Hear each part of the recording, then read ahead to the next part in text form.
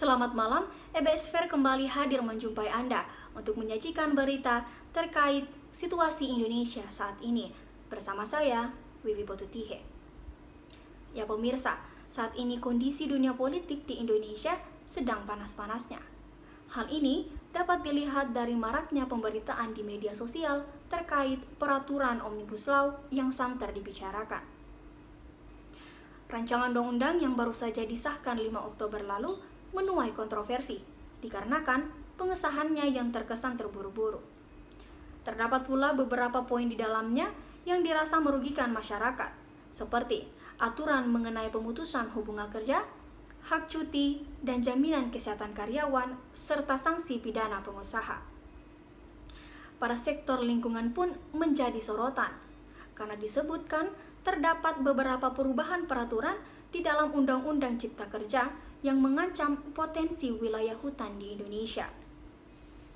Tidak hanya itu, Undang-Undang Cipta Kerja yang disebut sebagai peraturan sapu jagat ini menimbulkan keresahan tenaga kesehatan, khususnya apoteker, karena tidak dimasukkan sebagai jasa pelayanan kesehatan medis. Oleh karena itu, pengesahan rancangan Undang-Undang Omnibus Law atau Cipta Kerja ini menimbulkan banyak penolakan di berbagai daerah di Indonesia, sehingga terjadi aksi serentak besar-besaran pada tanggal 8 Oktober kemarin. Aksi ini dilakukan di depan kantor Dewan Perwakilan Rakyat Daerah di masing-masing daerah untuk menyuarakan penolakan terhadap Omnibus Law, serta kecaman atas kinerja anggota DPR yang dianggap tidak mewakili suara rakyat.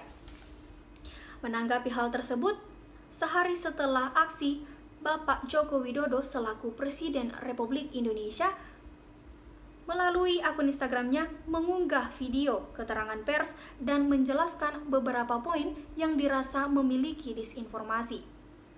Beliau juga menyampaikan bahwa Undang-Undang Cipta Kerja ini nantinya akan membutuhkan banyak peraturan pemerintah dan peraturan presiden. Sehingga dalam proses pembuatannya, pemerintah akan membuka serta mengundang usulan masyarakat di berbagai daerah. Meski begitu, hingga saat ini, pergerakan masyarakat dan mahasiswa yang tidak setuju dengan peraturan ini masih terus berlanjut melalui aksi langsung maupun media sosial dengan menandatangani petisi ataupun menyuarakan mosi tidak percaya di akun media sosial masing-masing. Hingga saat ini, 16 Oktober 2020, terdapat sebanyak 1.397.646 orang telah menandatangani petisi, dan jumlahnya terus bertambah.